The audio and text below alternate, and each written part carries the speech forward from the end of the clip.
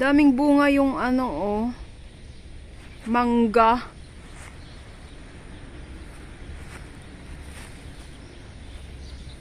Daming bunga dun oh.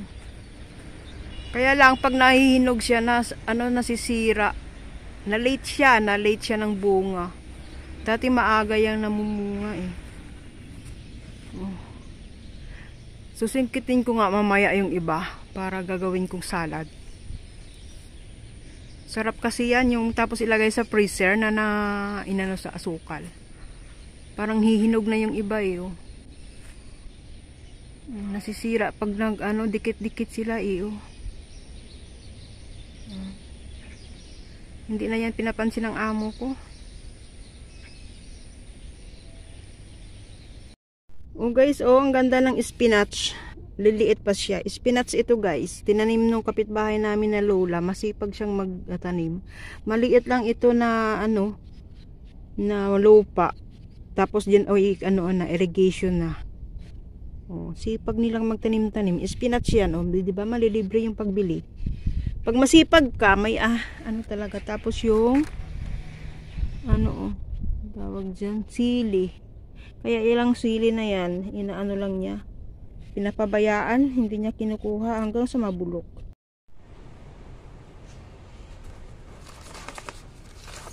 Kilo tayo na. Cucumber.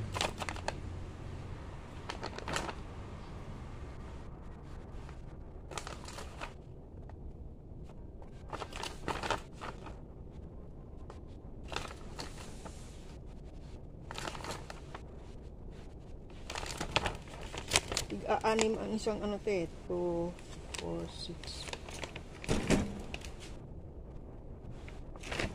6 na piraso ang 8 grams.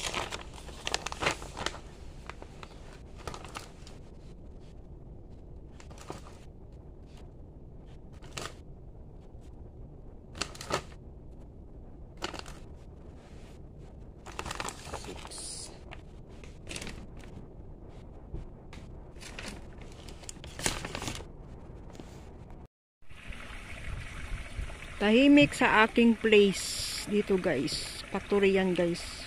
Sign it. Mga factory dito guys sa aking place. Kaya tahimik. Busy ang mga tao dito sa Taiwan guys.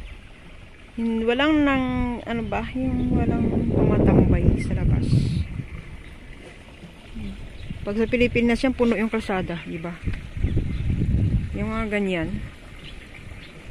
Puno yan sa kalsada sa Pilipinas. Dito walang tao. Mga sasakyan lang ang makikita. Maaliwalas ang langit.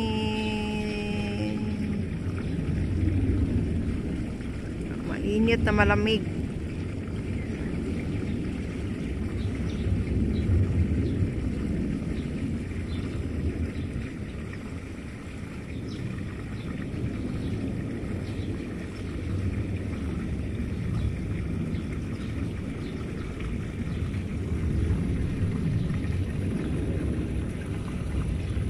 Naghihintay ako ng guys, ng basura. Yung truck ba na basura, naghihintay ako. Kasi kung hindi ko babantayan, iiwanan yung basura ko. Kaya kailangan kong bantayan yung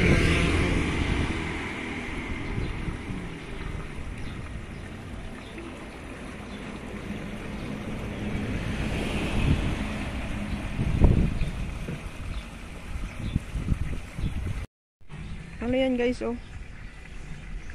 greenhouse. Ang mga tanim sa loob ay cucumber. Cucumber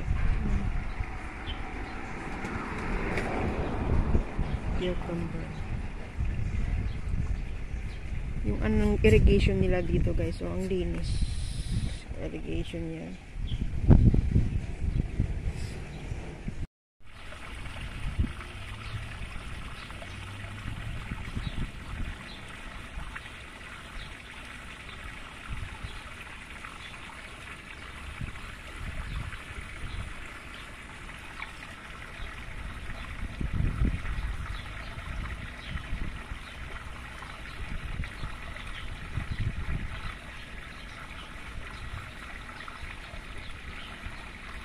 Parating na yung basura. Naririnig ko na yung music ng sasakyan. Taba guys ng gulay. Yan. Hindi ko alam kung anong pangalan ng gulay nito. Tapos itong papaya tumba. Tumbag bagyo yan. Natumba. Ang tataba grabe. Ginagawa niluluto nila ito pag yung mga mag Chinese New Year na. Ginagawa nilang soup. Ito. Ang gaganda. So, gulay. Yun. Bawat isang yun naman ay sitaw. Yan, sitaw yan. Na kasi maliliit pa lang kasi nung una kasi ng bagyo yung sitaw.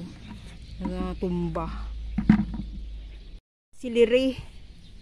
Diba? Ang gaganda ng mga ginaano ng lola. Tinatanim. Siliri yan guys. Tapos yun ay beans yan. Maliliit pa. Hindi pa siya nagumagapang. Pag gumapang yan lalabas yung beans. Yan. Itong siliri isang. Tapos ito namang ito? Sili. Pinapabayaan lang nila. Ayaw nilang patasin. Namitas nga ako. Hanggang masira. Sa baba nagkanda lang. Napitas ako. Sa Pilipinas to ubos lagi. Bawang yan guys, bawang. Tapos yung sa unahan, siya? Green onion, spring onion. Tapos bawang yung sa Kuha ako ng sili. Ganon.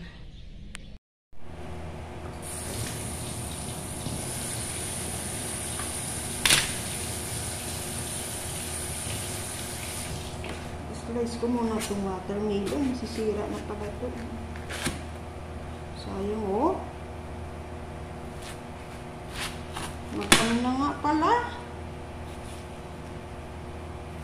Oh my God.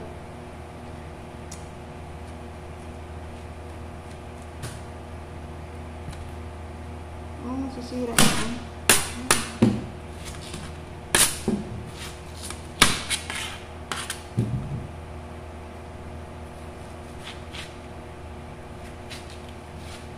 Dito kasi guys, kinakain nilang ganito, parang pakwan. Sa Pilipinas naman, diba, ginagawang ito, juice. Dito naman, kinakain lang ng ganito, yung parang ba, yung pakwan, ganun din yung melon.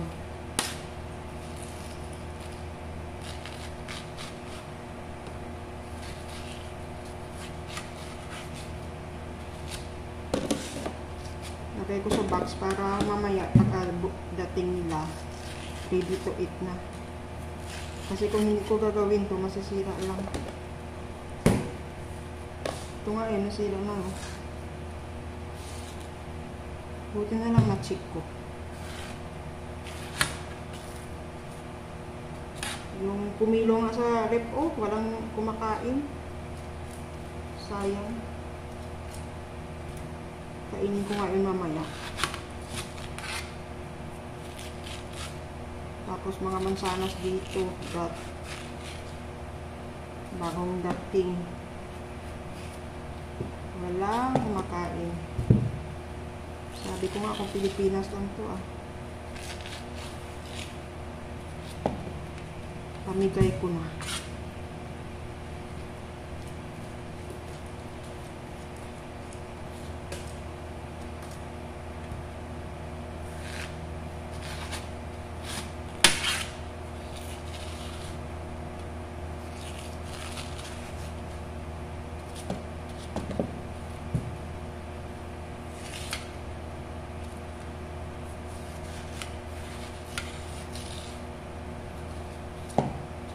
Tikman ko nga.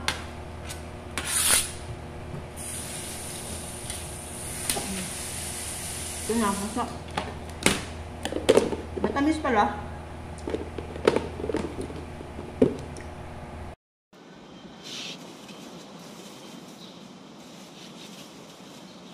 Malaki na oh, hindi na ito mabinta eh.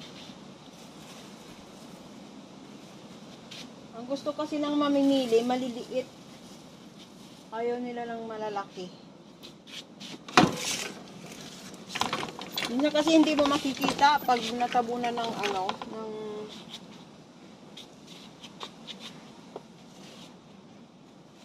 tatabunan ng dahon.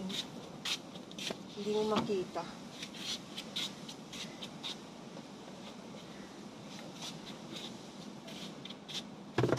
Kailangan kong matuntong sa bangko kasi mataas.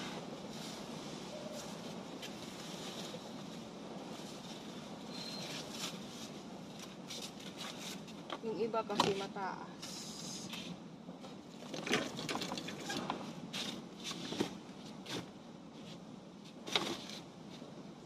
Kailangan matuntong ako ng bangko.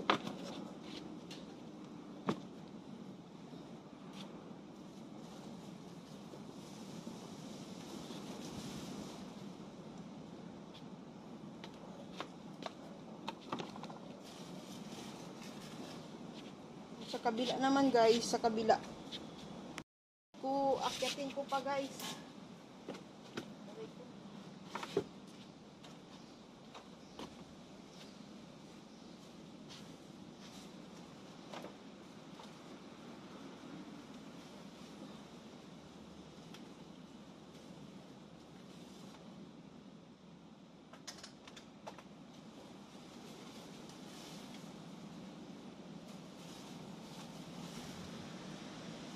Lumaki na.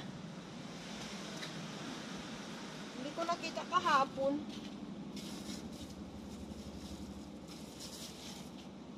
nakita kahapon. Ang kahapon kasi, pag hindi mo makuha, lalaki na siya. Lalaki na.